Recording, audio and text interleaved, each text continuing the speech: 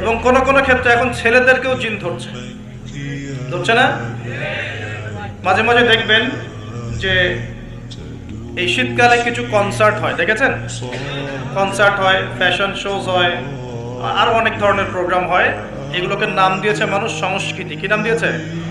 ওখানে উঠে দেখবেন যে বড় বড় চুল আছে, অনেক লম্বা লম্বা চুল, একদম স্টেজের উপর উঠে লাফালাফি ঝাপাঝাপি করছে, দেখেন নাই? মিউজিক্যাল কিছু ইনস্ট্রুমেন্ট নিয়ে, দেখেন নাই? তা আপনার কি মনে হয় এরা সুস্থ? এটা সবার সাথেই জিন শয়তান আছে। কি আছে?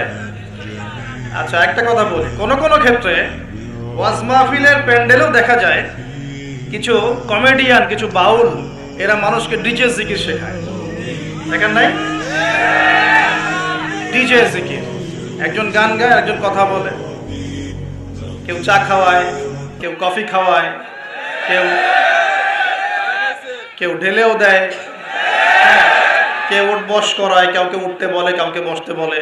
দেখবেন অনেক সময় লোকজন লাফালাফি করছে, বক্তা জিকির করছে, তার উপর হামলে পড়তেছে একদম।